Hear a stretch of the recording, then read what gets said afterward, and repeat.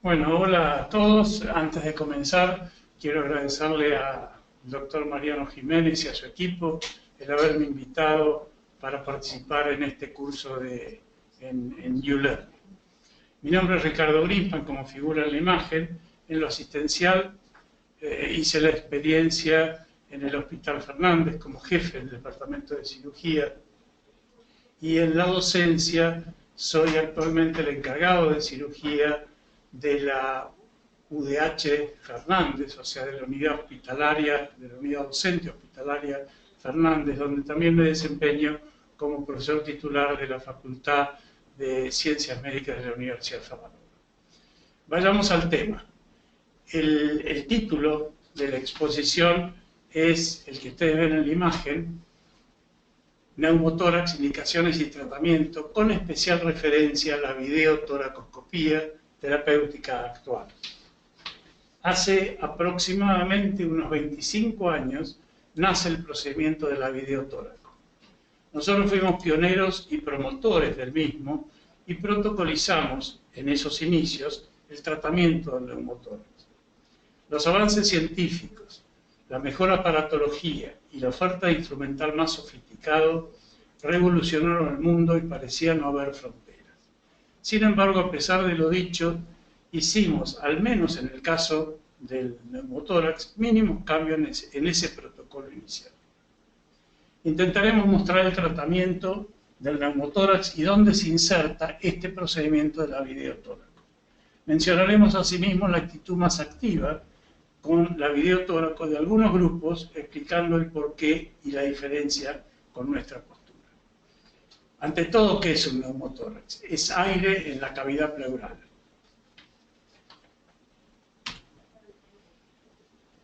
¿Cómo se lo denomina o a cuál es el neumotórax al que vamos a hacer referencia? ¿Es al neumotórax espontáneo o idiopático benigno, como lo llaman algunos? El neumotórax no es ni espontáneo ni idiopático, porque la causa son las bullas o las burbujas, por lo cual tiene causa, y en general tiene concausa, que es el esfuerzo.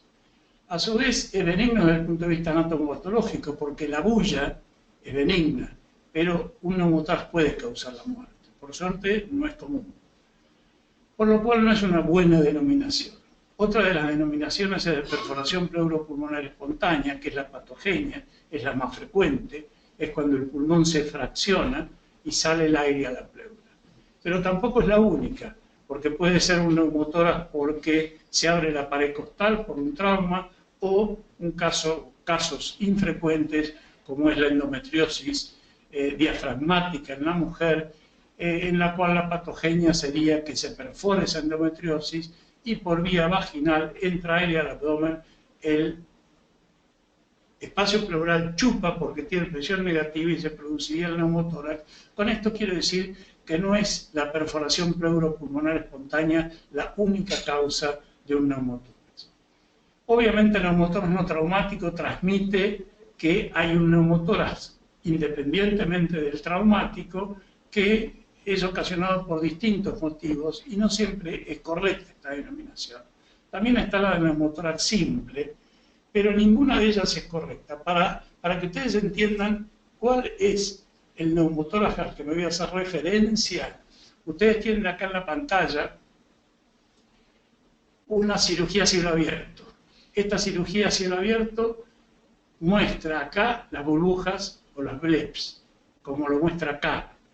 Y en cambio en una videotóraco se muestra acá un blep y acá un blep más grande con el pulmón acá abajo que se está traccionando con un graft. Este es el neumotórax al cual nosotros vamos a referirnos. También existen clasificaciones o denominadas clasificaciones del neumotórax no traumático, como es de acuerdo a la magnitud del colapso pulmonar, o sea, si el pulmón se colapsó un 25%, un 50%, un 100%. De acuerdo a la tensión del aire en la cavidad pleural, como puede ser un neumotórax hipertensivo, normotensivo, o mejor llamarlo sofocante.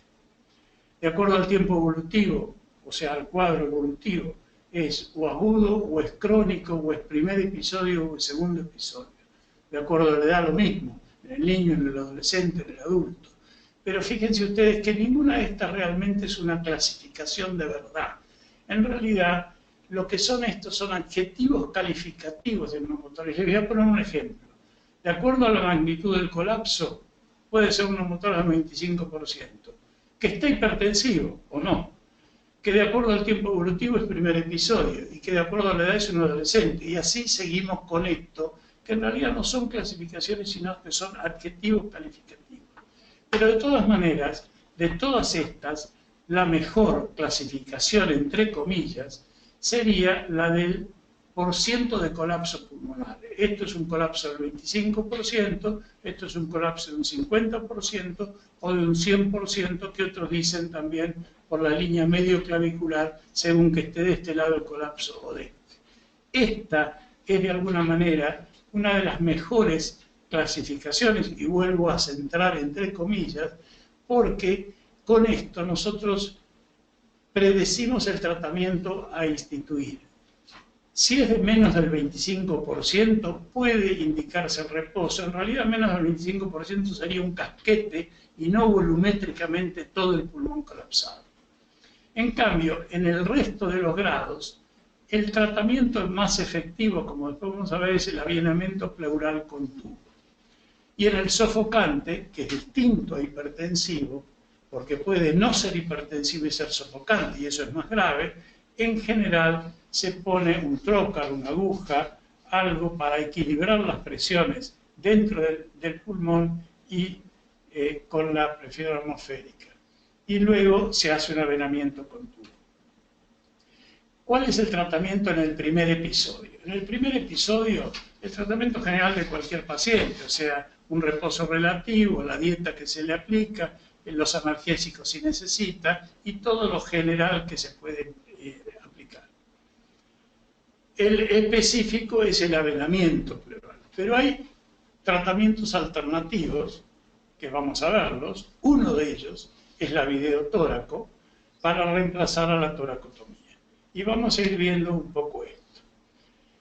En el primer episodio nosotros indicamos siempre el avenamiento pleural. Lo que ustedes ven ahí es el frasco sifón, el frasco de Boulot, el frasco que se llama con cierre hidráulico irreversible, que yo les diría que es el elemento que más representa a la cirugía torácica. Entonces, hacemos un avenamiento pleural, obviamente bajo agua, con este drenaje de Boulot. Ese es el tratamiento electivo para nosotros en el primer episodio. Fíjense ustedes que acá este enfermo está en terapia, en el cual ha hecho un neumotórax hipertensivo, y que lo hacen ¿por qué? Porque los respiradores volumétricos meten volumen, pero lo meten a presión, y como estos enfermos obviamente por algo están en terapia y tienen quizás sus pulmones dañados, pueden ocasionar un neumotórax hipertensivo. Hoy día es la causa más frecuente en la terapia de neumotórax hipertensivo, y los terapistas habitualmente ponen una aguja para equilibrar presiones y después se puede poner un tubo que, si ya tiene este set, es muy rápido, es un procedimiento que se puede hacer en menos de un minuto. Y de esa manera solucionan ustedes una problemática grave. Acá tienen el neumotórax hipertensivo. Esta primera placa es como la que está a la izquierda de la imagen, es la que ustedes ven, porque siempre se pide la placa en inspiración profunda para que el enfermo guarde el aire. Pero para ver realmente un neumotórax, sí, no es hipertensivo, para demostrar qué es lo que produce el hipertensivo fisiopatológicamente, ustedes pidan la placa en expiración y fíjense cómo el mediastino se va hacia el otro costado. Este mediastino que se va hacia este costado, ¿qué es lo que produce? Acoda las cavas. Acoda la cava superior, acoda la cava inferior, y al acodarlas, el corazón se llena menos. Hay una deficiente, lo llaman una deficiente precarga. Si hay una deficiente precarga y el corazón no tiene sangre, hay una deficiente postcarga. ¿Cuál es la primera arteria que sale del corazón? De la aorta del corazón, la coronaria. Entonces hay una hipoxia miocárdica. Si a ustedes a eso le agregan que ese pulmón colapsado sigue circulando sangre, pero no le entra aire, a una deficiente ventilación-perfusión, y todas estas consecuencias es la que pueden llevar a la muerte al paciente. Con un simple tubo de avenamiento, como ustedes ven en la imagen inferior y a la derecha, con un simple tubo de avenamiento grueso que se ve en el vértice, ustedes solucionan este problema. ¿Por qué utilizamos el tubo de avenamiento como primera opción y como terapéutica? A nosotros nos resulta delectiva. Porque evacúa eficaz y rápidamente el aire de la pleura, porque restituye ese continente perdido, o sea, el pulmón se vuelve a adaptar, se normaliza la fisiología alterada, o sea, se normaliza la fisiopatología, evita las complicaciones de tratamientos conservadores, el reposo tiene sus problemas, necesita un muy breve periodo de internación, presenta un bajo porcentaje de recidivas, que ahora lo vamos a ver, restituye al paciente rápidamente a sus tareas habituales y el mismo tubo en sí puede provocar sínfisis pleural para evitar las recidivas. Habíamos dicho que había alternativas terapéuticas del tubo, que son el reposo y la observación.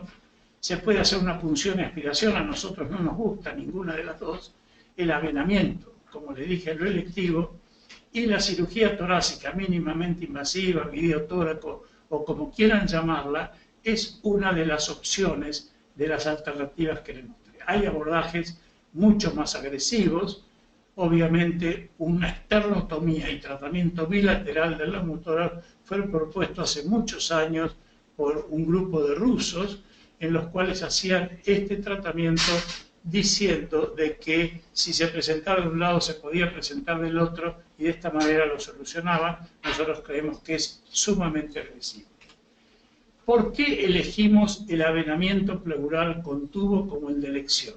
Porque en una estadística de alrededor de unos 1000 casos hechos en el Hospital Cetrángoro, solamente con avenamiento recidivaba de lo que curaban con el tubo el 14%. En realidad, con reposo y con aguja, esta estadística está viciada, porque con reposo hicimos muy pocos casos de esos 1000, por lo cual es una estadística viciada. De todas maneras demuestra que el reposo trae una recidiva alta. Y con la aguja y punción y aspiración lo hicimos solamente en aquellos pacientes que se negaban a ponerse un avenamiento, por lo cual también fue en pocos casos.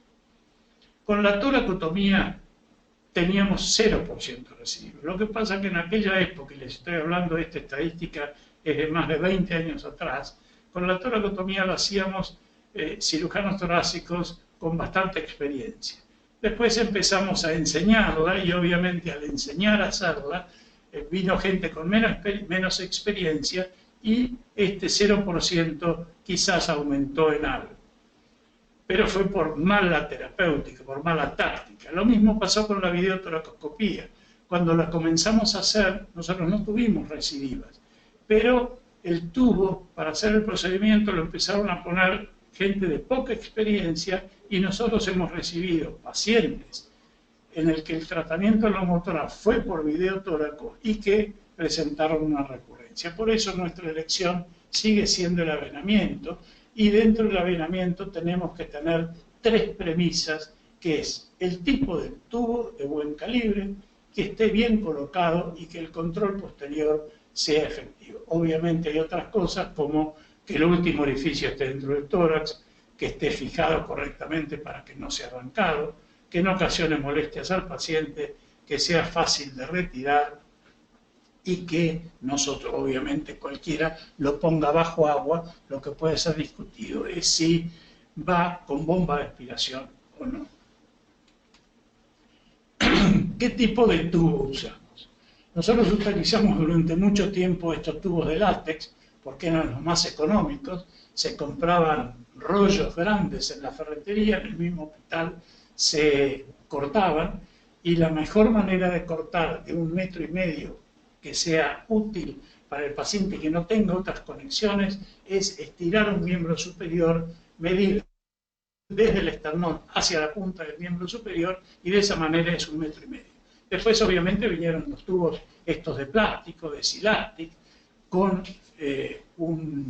un hilo de alambre para poder verlos radiológicamente, y el tubo más inferior, que es este, que tiene un trocar interno. Estos fueron muy buenos, digo fueron porque al principio eran solamente importados, ahora hay nacionales, y son prácticos para colocar. Hay que tener cuidado para no pinchar el pulmón con el extremo que va por adentro. Esto que está con una cruz es una sonda nasogástrica y se llama sonda nasogástrica, que es para ponerla por la nariz al estómago y no tiene nada que hacer en el tórax como la pone gente con poca experiencia.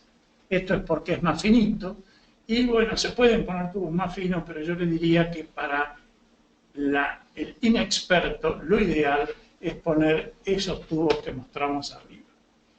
¿Puede fracasar el tratamiento con tubos? Sí, nunca es exitoso. Dijimos que el 80% no recurre, pero es el 80% de los que curaron. No todos curan con el tubo de avenamiento, porque ustedes ponen el tubo y puede seguir soplando, puede el pulmón quedar colapsado y tener necesidad, como vamos a ver después, de operar a ese paciente. Entonces, ¿cuáles son los fracasos del tratamiento con tubo? Las propias del método, porque usaron un tubo reducido, porque lo pusieron mal, lo pusieron hacia abajo. Dicen que lo ponen hacia abajo, son tubos pescadores, que no sé qué quieren pescar, y los que pescan es fibrina, y entonces no puede evacuar el aire que hay adentro. Aspiración continua insuficiente o inoportuna, esto es porque a nosotros nos gusta, y tiempo prolongado porque lo dejan más de lo habitual y puede causar infecciones. Otros fracasos del método son ajenas al método en sí, pero es por falta de expansión pulmonar, porque es un pulmón rígido, porque es un pulmón enfermo, porque persiste la fístula, o sea, persiste el escape de aire, o no, pero queda la fístula persistente. La hemorragia por el drenaje, esto no es frecuente, los hemoneumotórax no son frecuentes por suerte, que haya una telectasia porque haya moco dentro de los bronquios, o que se haya dejado, o por algún motivo se produzca un empliegue. Les voy a mostrar algunos de estos fracasos. Lo que ustedes ven en la imagen y a la izquierda es una sonda Nelaton que se enrolló un poquito adentro. ¿Por qué Nelaton? ¿Por qué finita? Entonces, ¿qué produce eso? Eso que ustedes ven ahí abajo es una telectasia y el pulmón no expandió porque la sonda es fina y además, si ustedes la ven en la imagen, está conectada a otra sonda para ir al frasco sifono.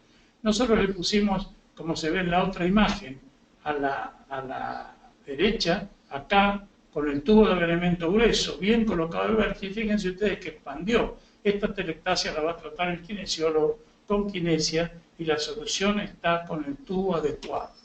Acá tienen otro tubo puesto. Esta es una vieja sonda de Petzer que le pusieron, este era un paciente tuberculoso con lesiones bilaterales crónicas, viejas, ¿y dónde le pusieron la sonda? Porque dicen a veces que hay que colocarla en el segundo espacio intercostal, línea medio axilar, y se la pusieron dentro del pulmón. Lo único que obtuvieron es hacerle sangrar ese pulmón, que como está pegado a la pleura no produce mayores consecuencias, pero hay que poner un tubo donde se debe, en este caso en el neumotórax, en donde está el neumotórax.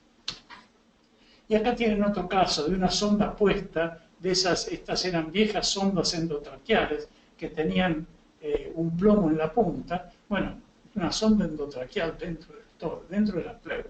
Evidentemente hay zonas en donde no se consigue lo mínimo indispensable y ponen lo que tienen a mano.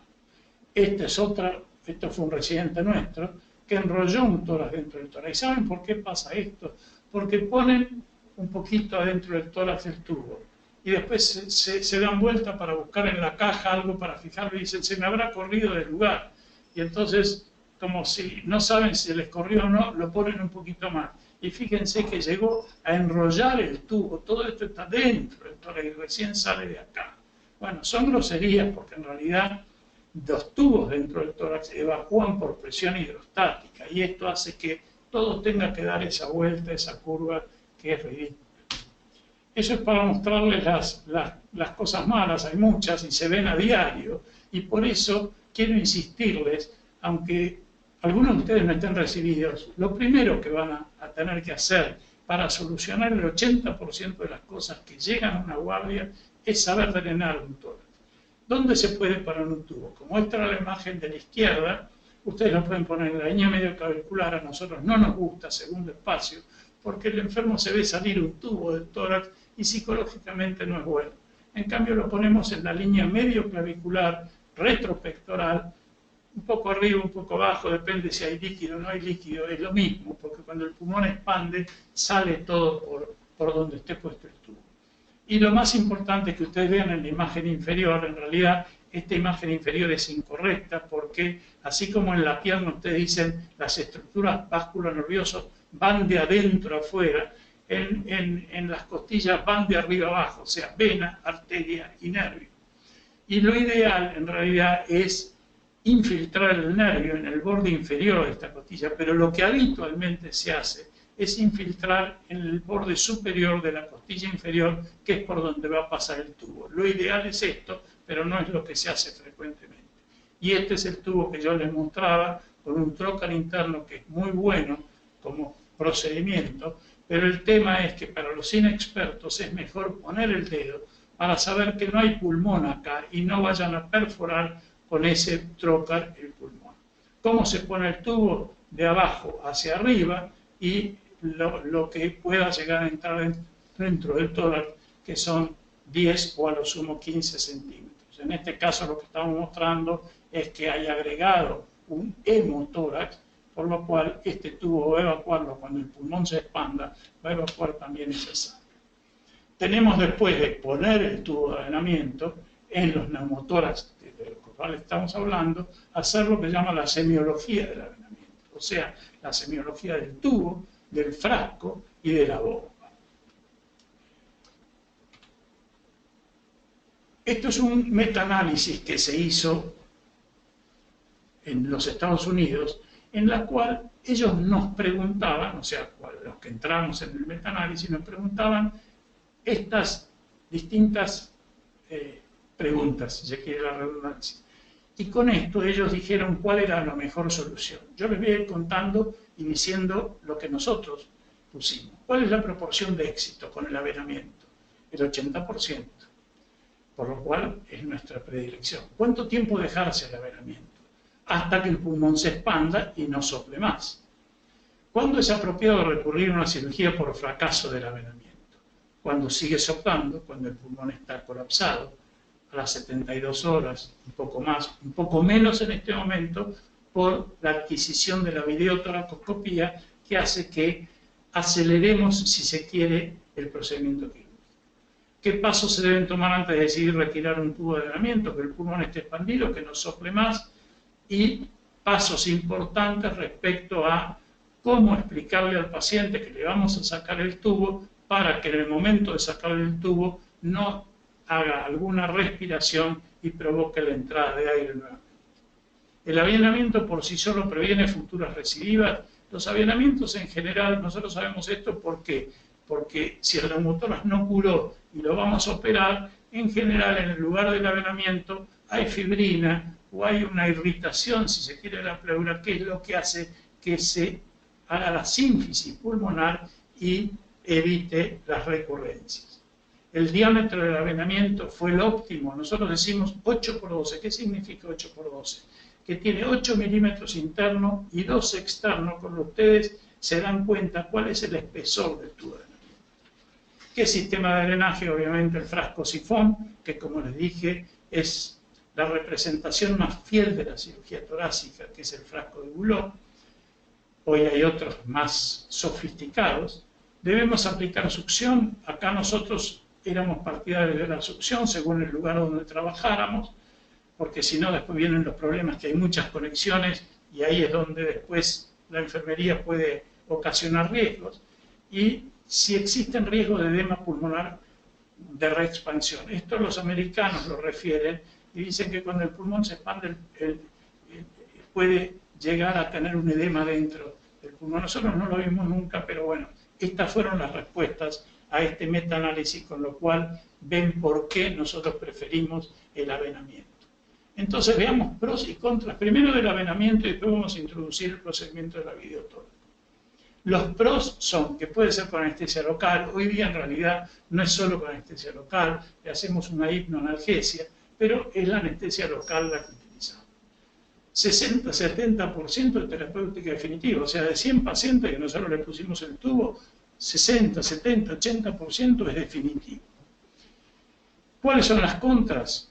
tiene 20% recurrencias, o sea, 20% van a recurrir si es que curaron, los que curaron.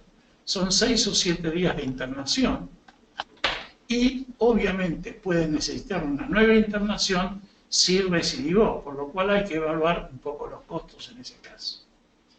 Entonces, estábamos de acuerdo que nosotros dijimos neumotoras en el primer episodio, pero ¿se acuerdan las alternativas? Avenamiento versus videotoracoscopía. ¿Cuáles son los pros y las contras entonces de la videotóraco cirugía torácica mínimamente invasiva? Los pros es que es una terapéutica definitiva. Tiene 0% de recidivas en buenas manos. O sea, yo le pongo la cámara adentro, le trato los bleps, como después vamos a ver, le hago la sínfisis pleural y esto es definitivo en buenas manos. 3 o 5 días de internación, es una mínima agresión para el paciente, no es una toracotomía, y el costo-eficacia es una cosa que se discutió hace 20, 25 años cuando empezó la videotoracoscopía, como yo les dije en la introducción, pero hoy día eso está equiparado. Era el costo de las máquinas que se tenían que usar. Los contras son anestesia general serio, o sea, hay que hacerla con un tubo endotraqueal que involucre en forma independiente cada bronquio, y 50% o menos se operan sin necesidad. ¿Por qué digo esto? Porque en realidad, si yo le aplico la videotóraco a los 100 pacientes que ingresan, yo no sé cuáles de esos 100 no iban a recidivar con un tubo de avenamiento, por lo cual lo estoy haciendo en exceso. Y entonces, si ahora ponemos lo que dijimos de avenamiento y lo que dijimos de videotóraco para comparar pros y contras, ustedes lo ven acá en la imagen. Anestesia local en el avenamiento, 60-70% terapéutica definitiva, solo 20% de recurrencias en los que curaron, 6 o 7 días de internación y una nueva internación por eventuales recidivas. En cambio, la cirugía torácica mínimamente invasiva es con anestesia general, tubo de doble luz en la tráquea, para poder colapsar el lado que estamos operando, 50% más o menos de operados sin necesidad, por lo que acabamos de decir, es una terapéutica definitiva, no hay ninguna duda, tiene 0% de recidivas, como dijimos, en buenas manos, pocos días de internación, mínima agresión, y lo único que habría que discutir es costo-eficacia y la morbimortalidad, que es casi despreciable. ¿Cuándo indicamos entonces, cuándo indicábamos una toracotomía y hoy día esa toracotomía la trasladamos a la videotoracoscopía? Entonces, teníamos muy protocolizado esto. En el tratamiento inicial del primer episodio, ¿cuándo se hacía una toracotomía? En general, cuando había un hemoneumo grave. Entonces había que hacer una toracotomía con urgencia. La otra protocolización era ante situaciones evidenciadas post-expansión pulmonar. ¿Qué pasaba esto? Supónganse que se expandía el pulmón y apareció un nódulo pulmonar. Bueno, era una situación que podíamos programarle una cirugía antes de sacarle del todo el tubo. Ante el fracaso del tratamiento inicial con avenamiento, esto es lo más frecuente. Sigue, persiste la fístula, el pulmón no se expande y lo tenemos que operar. En el neumotórax recidivado, ¿por qué? Porque en el primer episodio recidiva entonces solamente el 20%, pero en el segundo episodio las próximas recidivas son mucho más frecuentes. Entonces, frente a un segundo neumotórax, o sea, primer recidiva, nosotros le proponíamos la toracotomía. O por circunstancias socioeconómico-laborales, y esto estaba en que si el paciente hacía buceo, si el paciente era aviador, o si el paciente, eso es por las presiones, o si el paciente vivía, por ejemplo, en el campo, eso hacía de que estuviera fuera de los medios en los que pudiera tratarle, y bueno, y dijimos que un neumotórax puede matar, por lo cual se le proponía, si el paciente quería, por estas cuestiones, la toracotomía. Entonces, vemos cuándo teníamos protocolizada la toracotomía. Y fíjense lo que dice, la videotóraco tiene indicaciones selectivas y reemplaza la toracotomía, salvo una hemorragia, porque nunca hacemos una videotoracotomía en un paciente descompensado. Entonces, la cirugía torácica mínimamente invasiva reemplaza la toracotomía, o sea, las indicaciones de toracotomía en casi todas las indicaciones. Lo acabamos de decir, indicaciones de cirugía mayor, toracotomía o cirugía torácica, según los medios que dispongan. La cirugía torácica para nosotros en este momento es selectiva en el paciente estable y compensado, o sea que no tenga una hemorragia. ¿Qué le hacemos durante la cirugía? Tanto por cirugía convencional como por videotóraco, el tratamiento de los BLEPS y los procedimientos de síntesis. La pregunta es, ¿lo podemos hacer por cirugía torácica mínimamente invasiva? Sí, lo podemos hacer. Y acá les muestro lo que nosotros hacemos. Por cirugía convencional tienen acá arriba el tórax abierto, esas bullas que en el esquema se tratan con una máquina de sutura mecánica automática. Acá abajo la están viendo cómo ya está disparándose y en el esquema lo que mostramos. ¿Podemos hacer esto por videotóraco? Sí. Aparecieron al poco tiempo de empezar a hacer videotoracoscopía en derrames pleurales, aparecieron las máquinas, que son estas que ustedes ven. Acá se está agarrando con un gras en el extremo superior de una bulla y acá abajo, en las dos imágenes inferiores, ustedes ven cómo se aplica una máquina que sutura, pone 3 líneas de sutura de un lado, 3 del otro y corta en el medio, por lo cual podemos hacer el mismo tratamiento por videotóraco. Estas son otras opciones. Tenemos clips. En realidad lo ideal es usar máquinas, pero cuando queda un extremo muy cortito, el clip es suficiente y es más económico. Estaban los lazos, estos que ustedes ven en las imágenes de abajo, en las dos primeras imágenes a la izquierda, es lo que se llamaba un lazo preanudado, que se colocaba por debajo de las burbujas y se hacía el nudo que ya venía en el lazo. Esto, desgraciadamente, en los comienzos se deslizaron algunos y estos fueron los fracasos de algunas videotoracoscopías, por lo cual en este momento nosotros no lo usamos. Y como ven también en la otra imagen, también podíamos poner arriba de la sutura un glue, una goma, un pegamento que existe en el comercio. ¿Podemos hacer sínfisis por videotoracoscopía? En realidad, muy a los comienzos nosotros hacíamos lo que se llama la pleurectomía parietal, que se hacía por lonja, porque hacer una pleurectomía completa en una motora es una agresión innecesaria, y eso es lo que hacíamos. Pero mi tesis justamente de doctorado es sobre la motora hace muchos años, y lo que nosotros probamos en el animal de experimentación es que en la simple abrasión de la pleura parietal con un estropajo plástico, en este momento cualquiera lo hace con una gasa, hay que tener un timing para que después no sangre mucho, y con eso se producía la sínfisis pleural, que era el complemento del tratamiento de la bulla. Por videotoracoscopía podemos hacer exactamente lo mismo. Podemos hacer la pleurectomía, que si ustedes ven en esta imagen de acá, o sea, en la imagen más a la derecha en el medio, lo que estamos haciendo es una pleurectomía hidráulica. Le poníamos el aspirador y le pasábamos por ahí en forma fuerte suero, y de esa manera se desprendía la pleura. Pero con el tiempo dejamos de hacer eso, y lo que hacemos es lo que ustedes ven en el extremo izquierdo, en las dos figuras inferiores, abrasionamos la pleura parietal en lugar de las costillas, y esto queda como una cicatriz y el pulmón se pega, o arriba lo que ven ustedes es espolvorear con talco, que nosotros también lo hacemos, incluso en los neumotórax hay muchos que lo critican porque después el pulmón se pega mucho, y si estos son jóvenes que después hay que operarlos de algo más importante cuando sean mayores, llámese un cáncer, entonces que dificulta la disección. Nosotros, si bien dificulta la disección, podemos hacer la disección extrapleural, por lo cual en algunos casos, que por distintos motivos, utilizamos el talco y es bueno. La videotoracoscopía, obviamente yo no les voy a hablar de la faz diagnóstica porque no tiene importancia para esta charla, pero sí de la terapéutica.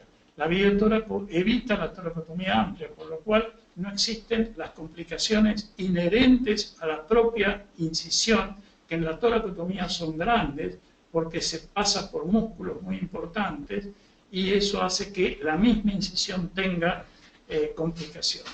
Obviamente la videotóraco tiene mucho menos dolor que la toracotomía, conserva la dinámica respiratoria porque no le abrimos el tórax, no le abrimos las costillas, simplemente entramos con unos pocos trócares por distintos lugares y tiene un breve periodo de internación a diferencia de la toracotomía. Por lo cual entonces evitamos las dos cirugías, solamente hacemos la interna, pero fíjense ustedes que al hacer la interna con el tórax cerrado, los órganos expuestos no pierden su hábitat. Y con el tórax abierto, en realidad, con el calor de las cialíticas, el calor de la sala o lo que fuere, cambia la temperatura, cambia la humedad del órgano y todo eso trae una consecuencia desagradable en el postoperatorio, que la videotoracotomía, que es lo que de alguna manera les puse en el título cuando se aplicaba este procedimiento, es porque es útil. Conseguimos hacer el trípode terapéutico, que es eliminar el aire de la pleura, facilitar el cierre del orificio pleuropulmonar. Esto en realidad se hace solo. El orificio, cuando cura con un tubo de drenamiento, es porque el pulmón se expande, se va juntando fibrina en el orificio y ese orificio se cierra espontáneamente, si se puede decir espontáneo. Y prevenimos la recurrencia. ¿Pudimos hacer esto? Sí lo pudimos hacer. Entonces, ¿cuáles serían las conclusiones que yo les puedo dar en esta charla? En el primer episodio, para nosotros, el avenamiento pleural es el electivo. En el primer episodio, ¿hacemos videotóraco, cirugía torácica? Está en discusión. Hay grupos que sí y grupos que no, como nosotros. Pensamos que hay que darle una chance a la menor agresión. Acuérdense que el avenamiento tenía tres premisas: el tipo de tubo, la táctica técnica y el control posterior.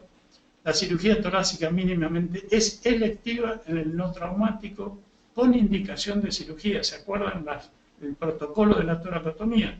Lo cambiamos a videotóraco. Obviamente dijimos que nunca hacemos una videotoracotomía en un paciente descompensado y el único caso en el cual entra el neumotórax es en el hemoneumotórax grave con pacientes descompensados. ¿Podemos tratar los BLEPs? Sí, con las grapadoras que les mostré. ¿Podemos hacer la sínfisis pleural? Sí, con los procedimientos que les mostré. ¿Y por qué ponemos si hay que pedir una TAC previa?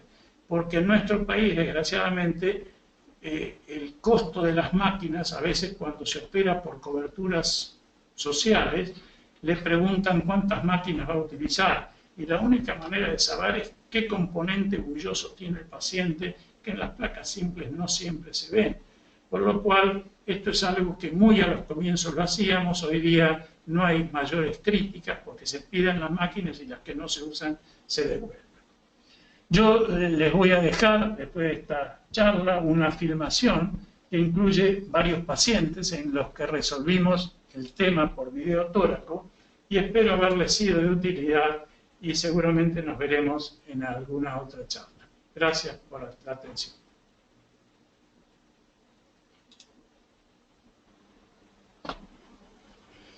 Hola a todos.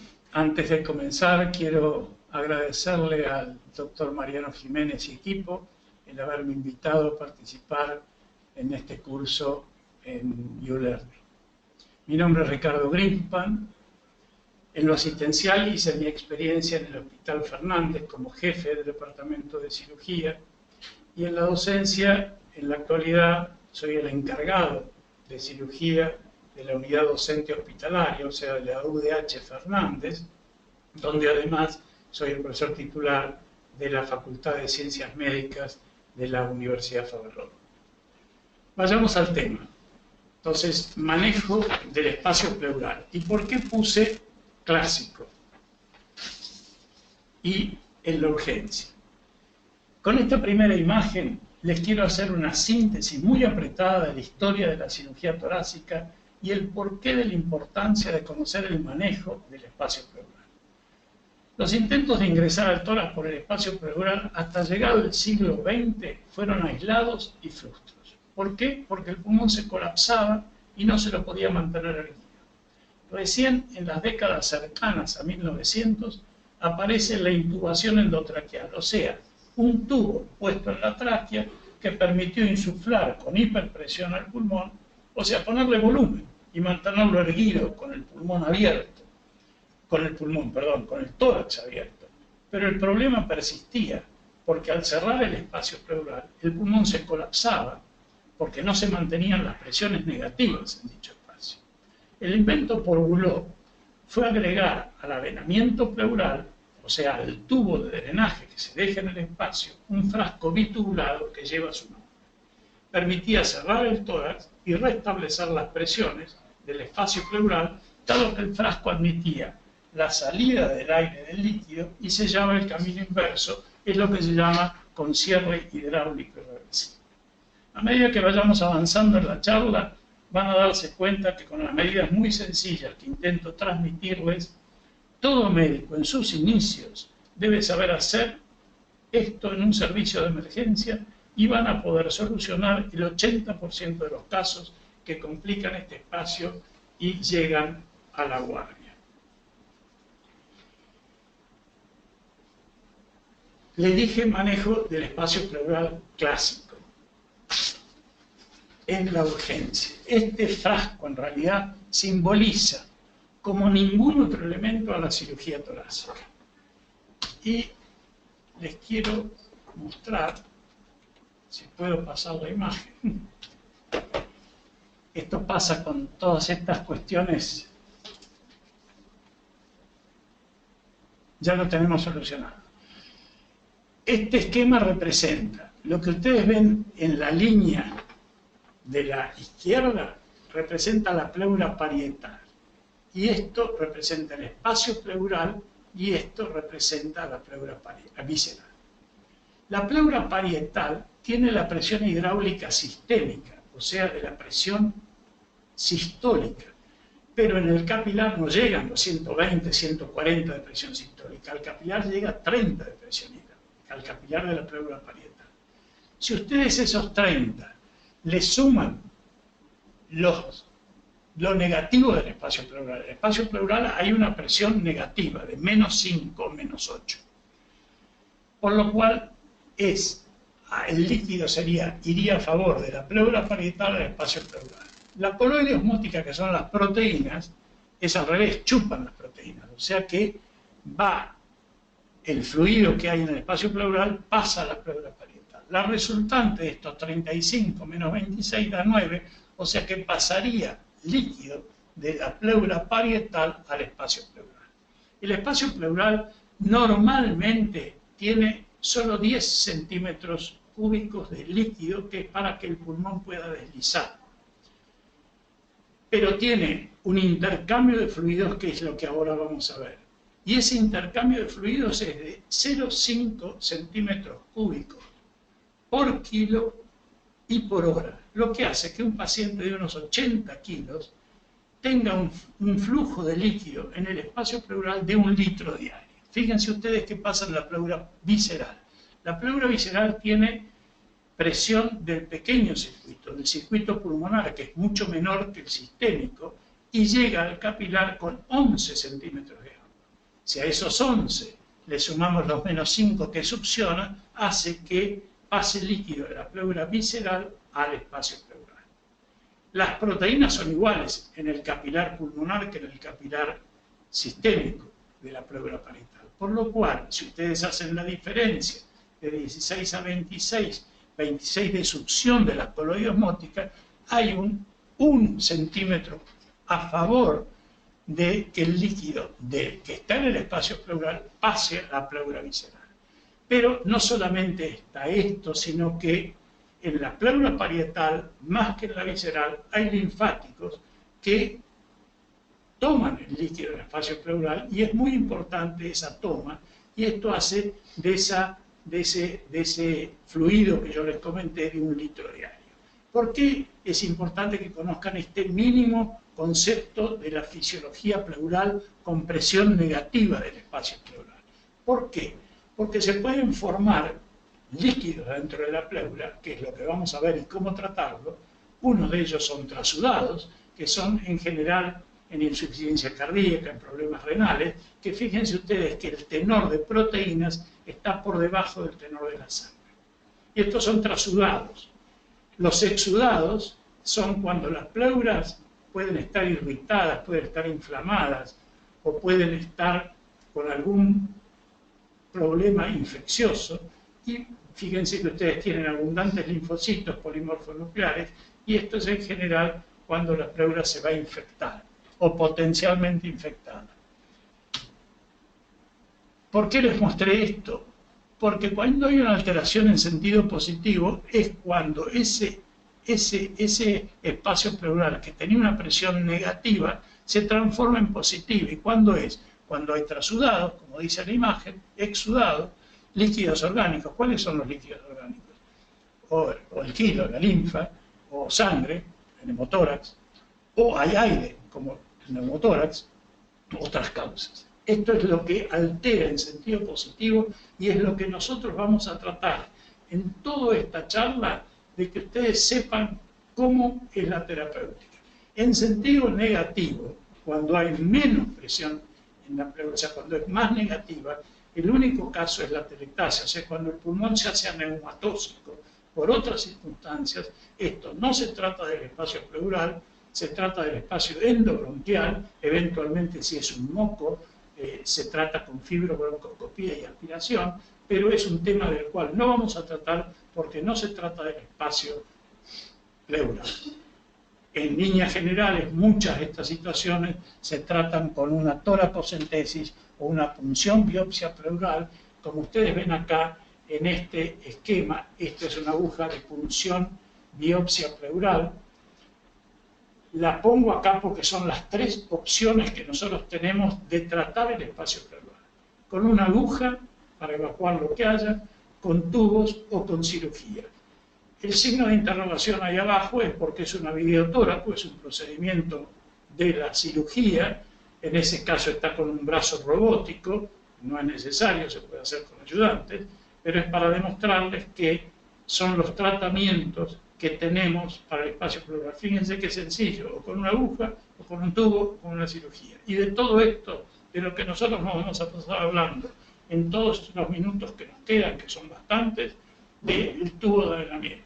O sea, dijimos entonces que con la cirugía podemos tratar las presiones positivas, o sea, cuando se positiviza un espacio pleural, con la aguja o con el tubo, y les aclaro que eso que está ahí abajo, en el extremo inferior derecho, es una sonda nasogástrica. Y la sonda nasogástrica se hizo, como dice su nombre, para ponerla por la nariz y que vaya al estómago. Y no tiene nada que hacer en el tórax.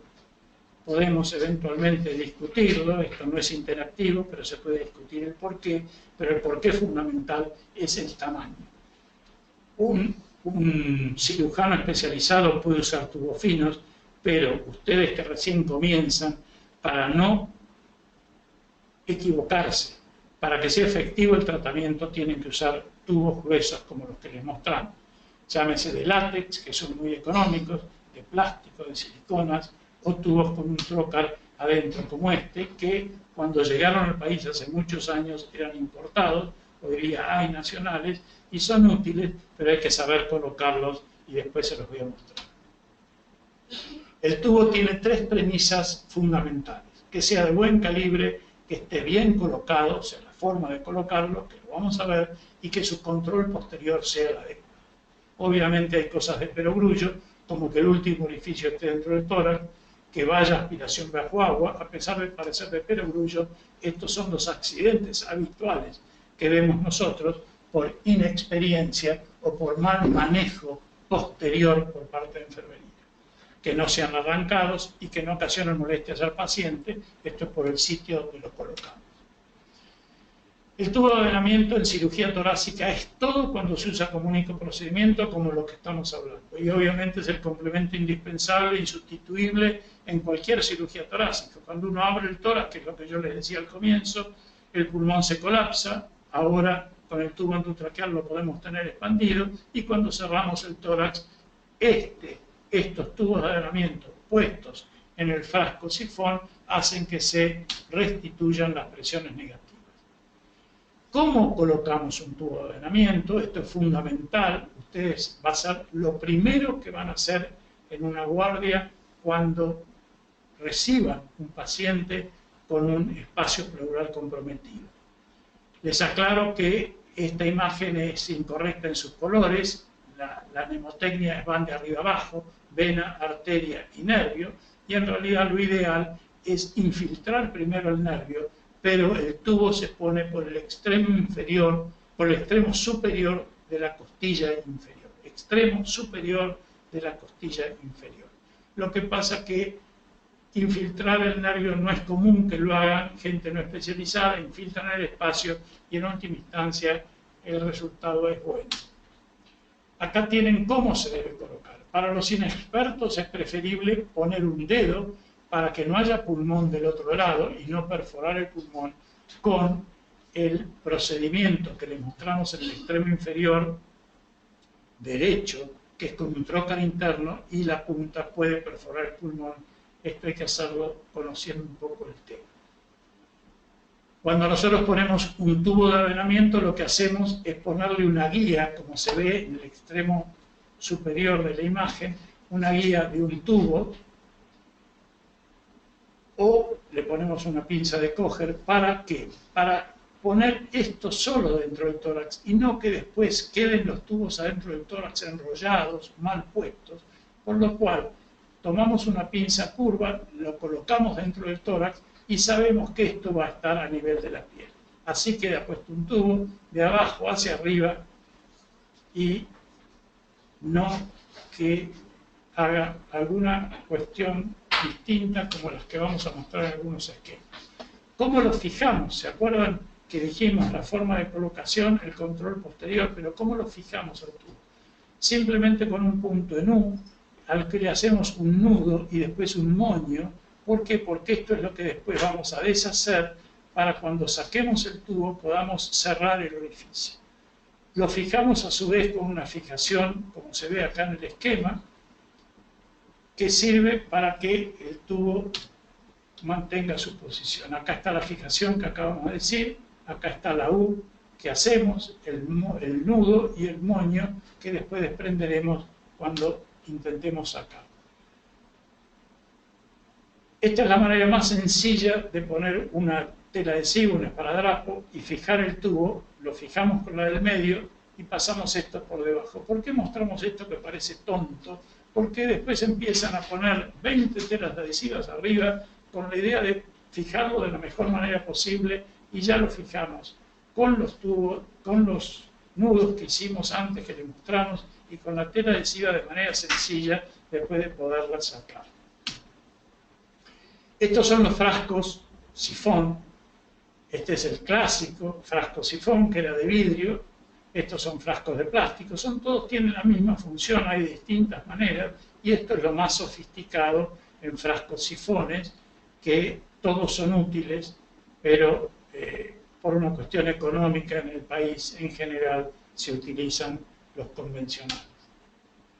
Cuando ponemos dos tubos por algún motivo, siempre el tubo posterior va atrás y el tubo anterior adelante, porque si el paciente va a su reposo, digamos, en general está acostado, semisentado pero acostado.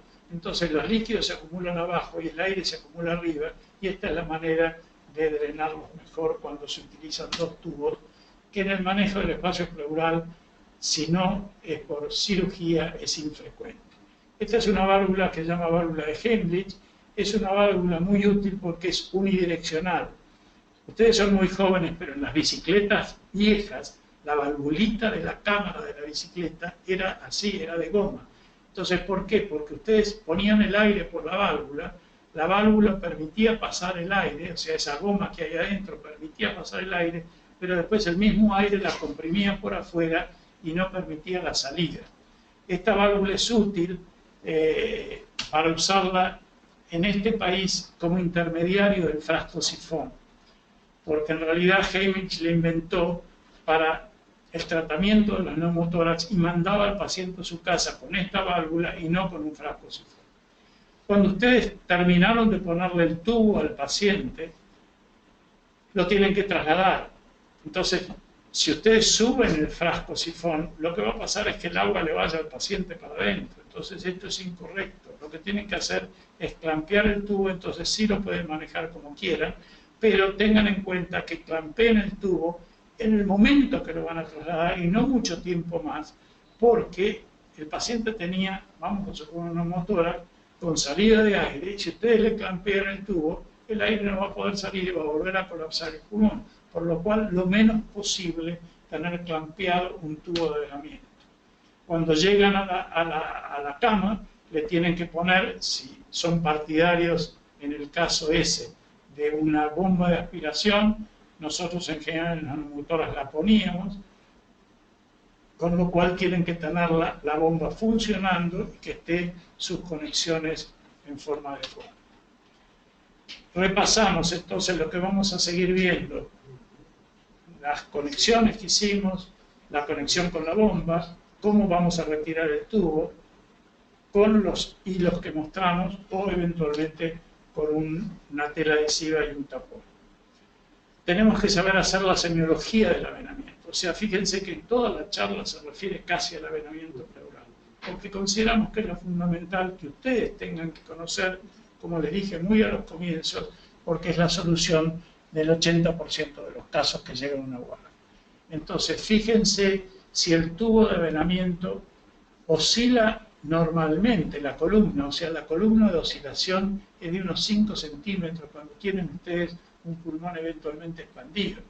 ¿Qué pasa si hay una oscilación importante de la columna? Significa que hay mucha presión negativa dentro de la pleura y esa presión negativa chupa más aire y eso que cuando es la única aumento, cuando hay una telectasia y no se trata del espacio endopleural. O sea, ustedes con estas, digamos, estas indicaciones, ustedes pueden saber qué es lo que va a venir en la placa de tórax que le pidieron al paciente. Oscilación normal, tubo pulmón expandido, oscilación habitual que aumenta, la habitual, la normal, y aumenta de golpe, se produjo la telectasia.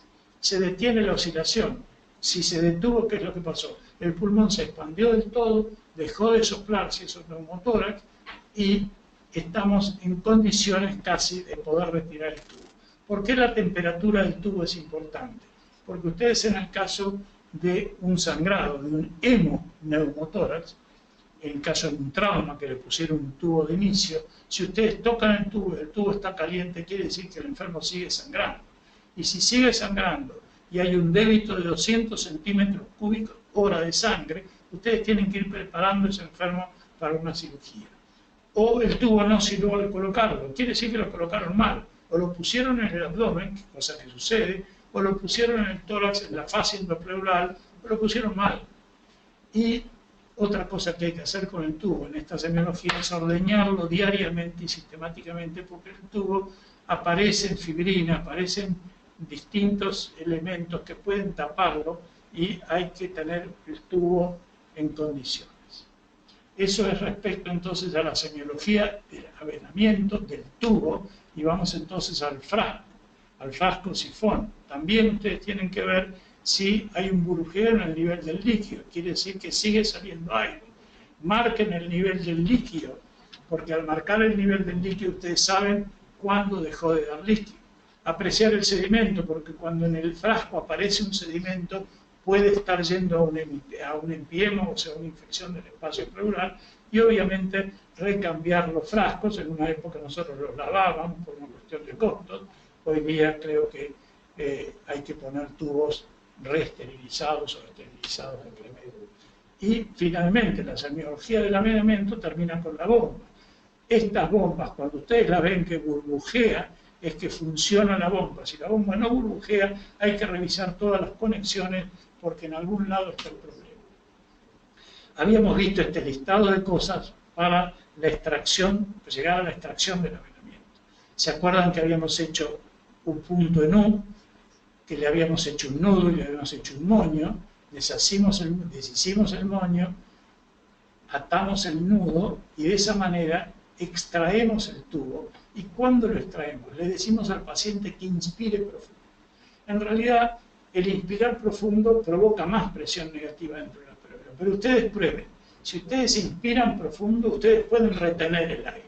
Si ustedes, en cambio, están en expiración, cuando uno les saca el tubo, no es que duela, pero le molesta, entonces lo primero que hacen es una inspiración profunda y ahí es donde entra aire. Entonces, esos son los cuidados que ustedes tienen que tener cuando retiran un tubo. Y no solamente con lo que les mostramos de las fijaciones que hicimos, sino con una tela adhesiva ustedes pueden apretar el lugar donde sale el tubo con sus dos dedos y con la otra mano ponerle una tela adhesiva con un taponcito de gasa en ese lugar y dejarla 48 horas hasta que el orificio se selle. Vamos a ver ejemplos de todo lo que les mostré y empezamos con el neumotórax. Este es un neumotórax con un colapso determinado, pero vamos a ver ejemplos y antes de los ejemplos decirles algo sobre el neumotórax. ¿Por qué preferimos el tubo? Porque evacúa eficaz y rápidamente el aire, porque restituye el continente contenido, o sea, el pulmón vuelve a adaptarse a su contenido, que es la caja torácica, y se normaliza esa fisiopatología o la fisiología alterada. Hay otras cuestiones, pero que no vienen al caso. Nosotros hemos dado una charla ya sobre neumotórax, por lo cual ustedes la pueden ir a ver.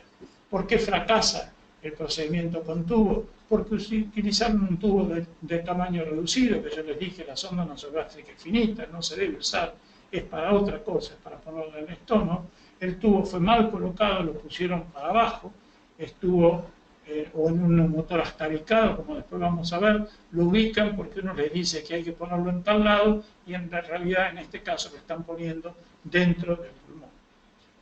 Y lo dejaron un tiempo prolongado y eso puede causar una infección pleural.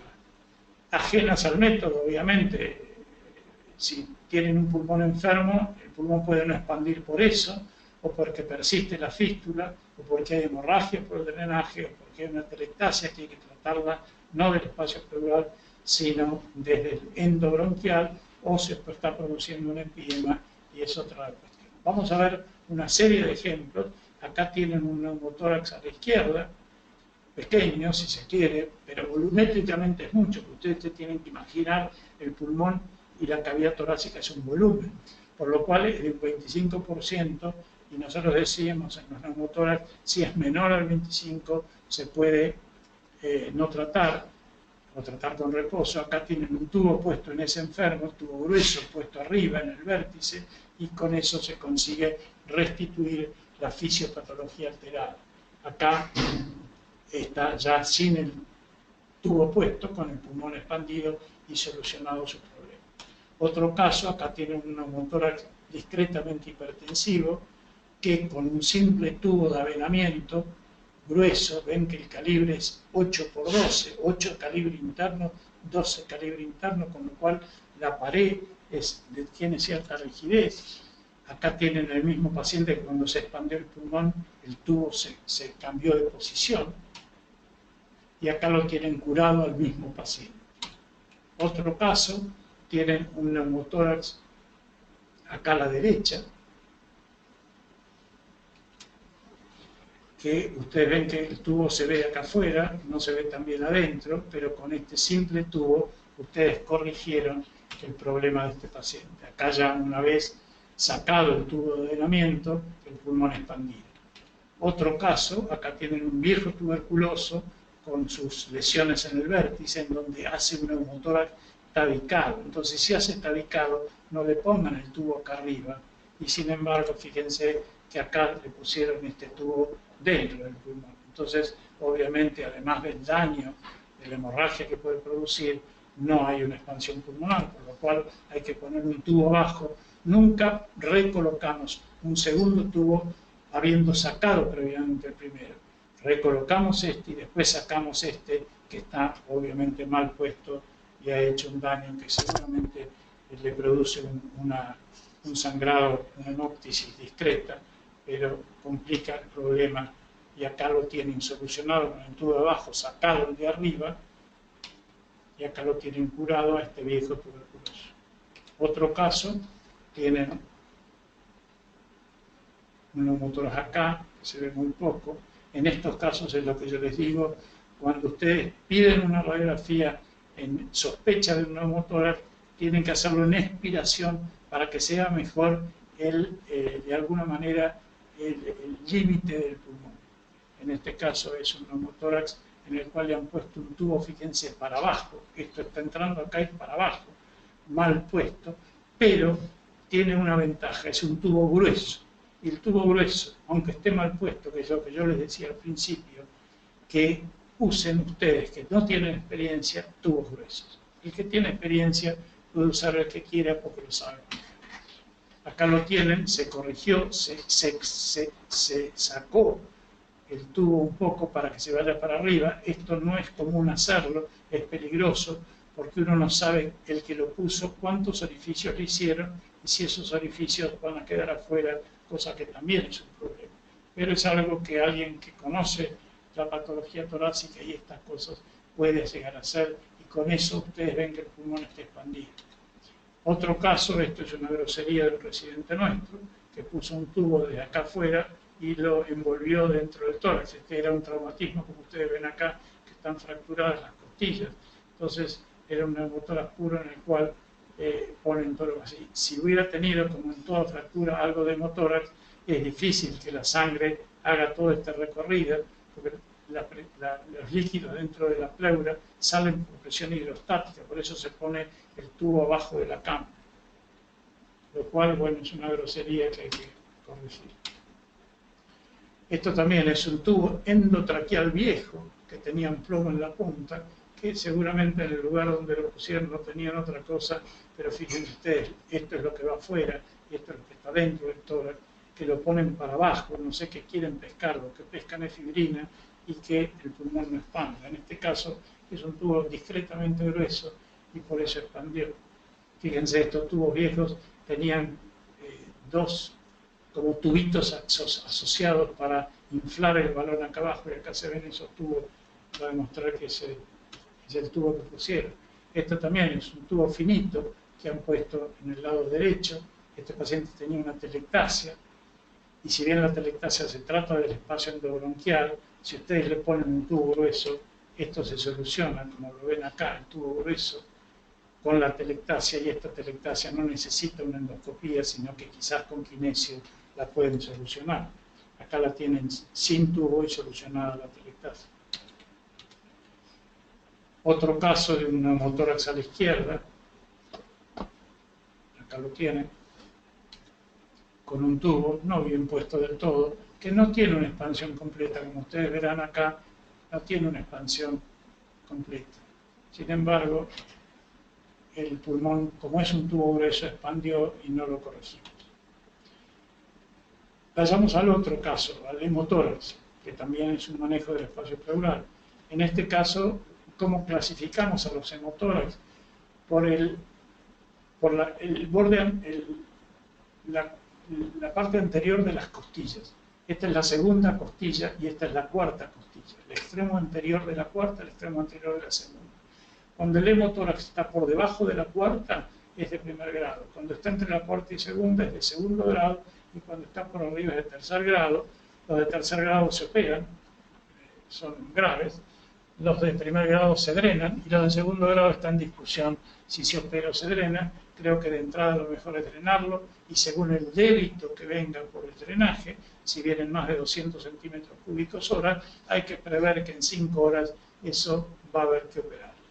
Acá está puesto un tubo dentro del hemoneumo con el frasco sifón. Acá está un esquema de lo mismo. Y acá ustedes ven los hemotórax, en general los hemoneumos son traumáticos, es un traumatismo, que acá no se ven tan bien las fracturas, pero que de comienzo no se veía si tuviera un neumotórax franco. Acá se ven las fracturas mejor. Y este enfermo, con la evolución de las horas, hace el hemotórax, entonces este enfermo recién se lo drena tardíamente. Acá tienen ustedes el tubo de avenamiento de ese hemotórax en un traumatismo, y así se va a ir curando con el tubo. Esto es cuando ya se le sacó el avenamiento y el enfermo se curó con un simple tubo. Acá tienen también otro traumatismo con un hemoneumo. Acá tienen las fracturas costales. Esto es un hemoneumo. ¿Por qué digo neumo? Porque tiene un nivel. Cuando es hemotórax puro, la línea es así, y cuando es hemoneumo, porque hay aire, el aire aplasta y hace un nivel líquido. Acá lo tienen en el perfil, se ve muy bien el nivel líquido, y con un tubo de avenamiento ese paciente se cura. Acá tienen las fracturas costales que se curan espontáneamente. Si hay dolor se infiltran, pero eso no tiene nada que ver entonces con el tema de hoy del manejo. Acá tienen otro caso que en realidad ustedes no sé si ven algo, pero lo que yo veo es un enfisema superficial, por lo cual el traumatismo fue a la izquierda.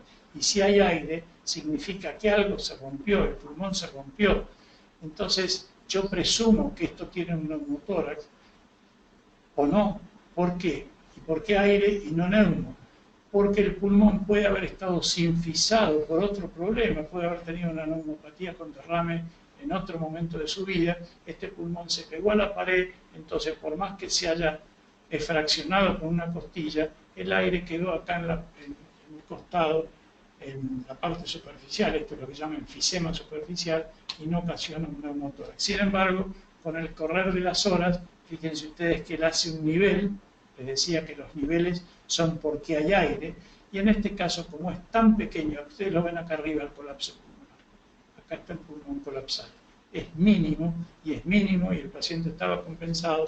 Esto se trató con una simple punción, que fue uno de los 3 procedimientos que yo les mostré al principio que podían existir.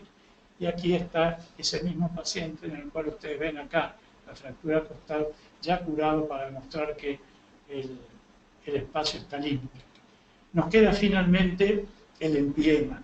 En realidad, los empiemas pueden tener distintos colores, ¿no es cierto? E incluso pueden ser de líquidos exudados, que uno no distingue que es un empiema franco, pero de acuerdo a ciertos parámetros puede saber que va a evolucionar hacia un empiema. Los empiemas agudos, en realidad, se tratan con un tubo de venamiento, como los que acabo de mostrar. Yo les voy a mostrar una cosa infrecuente, que es el tratamiento de un empiema crónico, que no es para ustedes, pero para que sepan que es un manejo del espacio programa en particular. Estos son enfermos operados por otros motivos. Ustedes ven que tiene una toracotomía hecha y que por algún motivo, esto fue una resección pulmonar, que por algún motivo no expandió el resto del pulmón y el enfermo hace un empiema. Esos empiemas crónicos nosotros los lavábamos antes, les hacíamos lavados internos para ir curándolo, por lo tanto se tenía que cortar el tubo. Y esto lo hacía en general la enfermería en el Cetrángulo, un enfermero muy especializado, del cual yo aprendí a hacer estas cosas, y se los lavaba.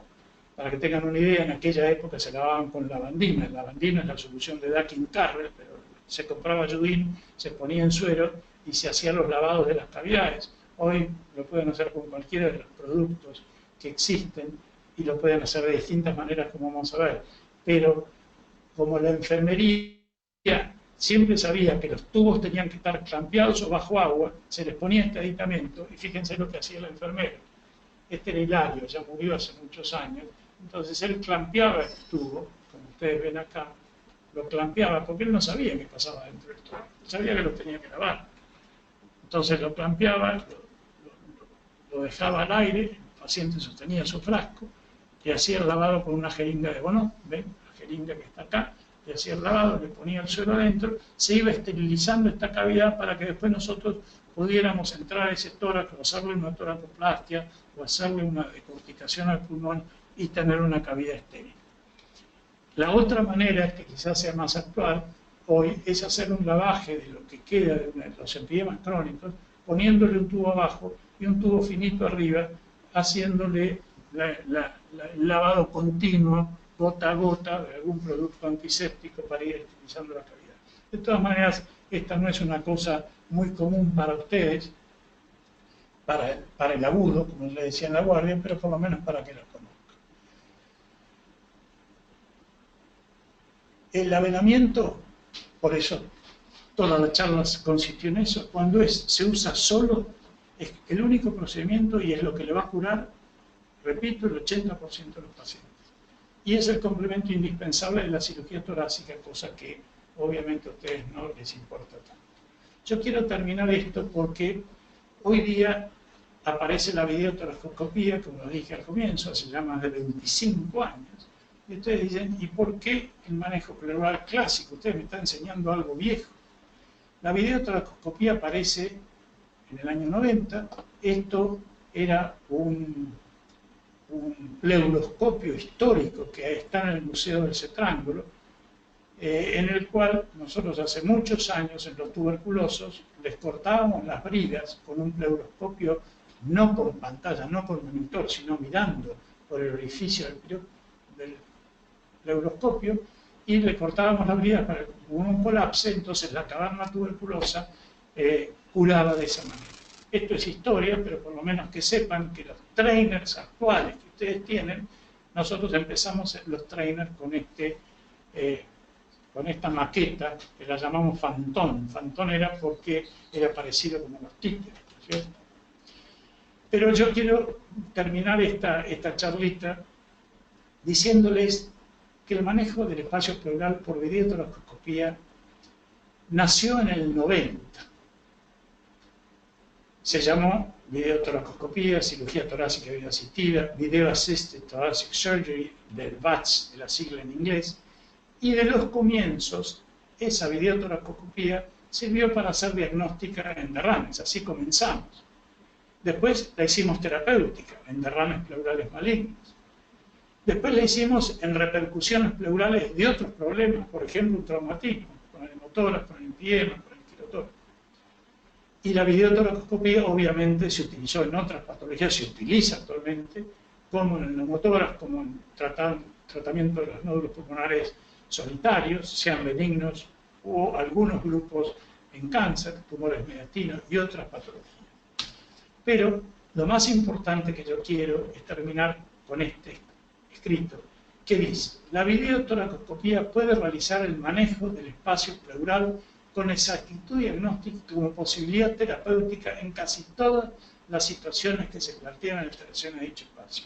Entonces ustedes me podrán decir, doctor, ¿para qué nos habló todo este tiempo? Y el motivo está acá. La cirugía torácica convencional, estoy hablando de toracotomía, fue un cupo en los departamentos de urgencia o en servicio de emergencia. Los cirujanos generales no sabían entrar al tórax.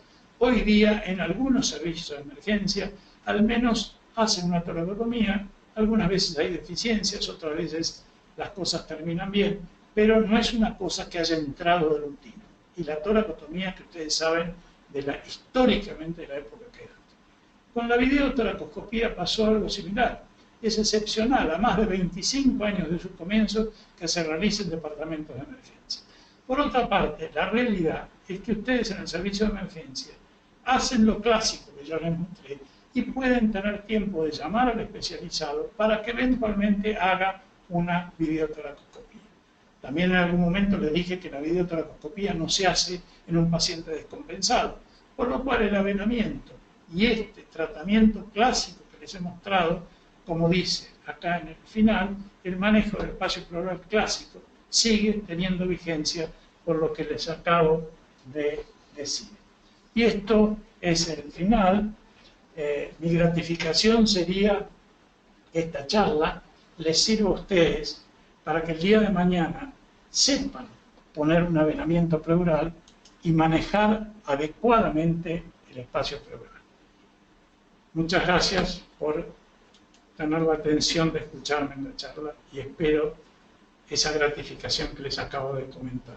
Que sepan colocar un tubo en la emergencia.